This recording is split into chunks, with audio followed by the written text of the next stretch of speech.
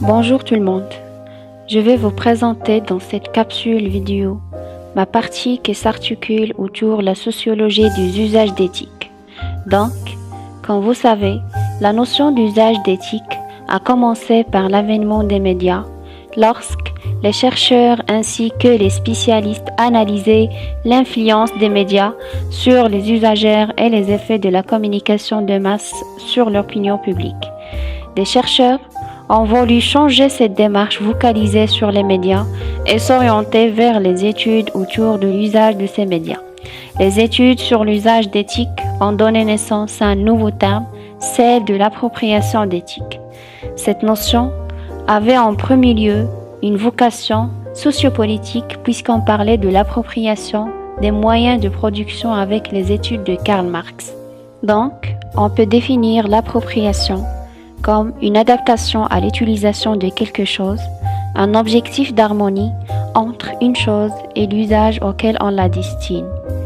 Quant à son origine marxiste, c'est du côté de l'anthropologie de Marx, issue de la conception du travail.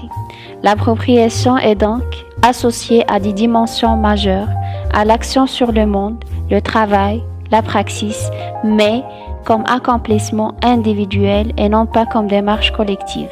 Ainsi que les auteurs situent l'origine de l'usage sociologique de l'appropriation, qui est défini en rapport aux objets produits par l'individu, comme intériorisation des savoirs et des savoir-faire. La psychologie environnementale confère à associer à l'appropriation le sens du privé, de l'espace défendable et de la territorialité, comme comportement visant à constituer une zone contrôlée par un individu ou à un groupe d'individus. Ainsi, l'appropriation a trois types.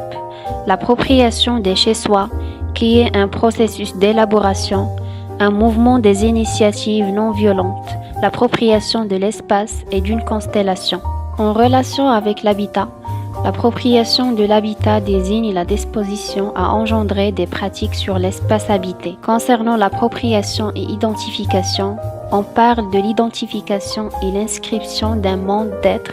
C'est le fait d'identifier à une maison appropriée, recueille les choses, les événements et les actions du passé.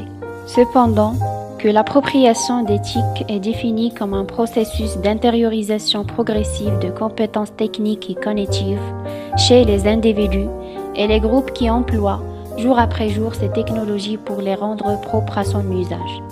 Toutefois, cette appropriation d'éthique est différenciée et inégale. Tout le monde ne les utilise pas de la même manière, ni au même degré. Tout le monde n'y a pas accès ou n'a pas accès à certains des services numériques. Au-delà de la couverture géographique des réseaux et de la capacité financière individuelle de s'équiper, se pose au fond la question de l'accès aux compétences essentielles à acquérir pour pouvoir agir de manière autonome dans la société actuelle. En ce qui concerne l'appropriation d'éthique dans les organisations, la question qui se pose de l'appropriation d'une TIC a fait l'objet d'autant de recherches en sociologie selon des angles d'analyse divers. Gieden est l'un des chercheurs qui a essayé d'expliquer la question de l'appropriation technologique en milieu organisationnel selon une approche défendue par la sociologie des usages, celle de l'approche structurationniste. Ajoutons que la théorie de la structuration repose sur trois concepts clés: le structurel, la dualité des structurels et la structuration. Gieden emploie également le terme structurel à la place du terme structure pour désigner l'ensemble de règles et de ressources engagées de façon récursive dans le corps organisationnel. Le concept de dualité des structurels correspond à l'influence mutuelle entre l'action des hommes et les propriétés structurelles comme le type de structure organisationnelle, la nature du rapport hiérarchique, le rapport que le manager entretient avec les différents supports de l'information. Quant à la structuration, elle se définit comme le processus par lequel les propriétés structurelles sont produites et reproduites dans le temps et dans l'espace à travers la dualité des structurels. En guise de conclusion, L'appropriation d'une TIC s'opère par le processus de la structuration. Ce processus d'appropriation progressif se définit par la mise en action d'une ressource ou d'une règle particulière de la technologie.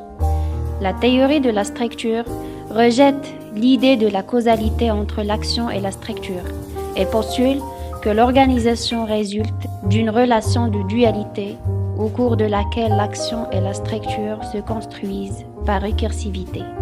J'espère que cette vidéo a été bénéfique pour vous et je vous remercie pour votre attention.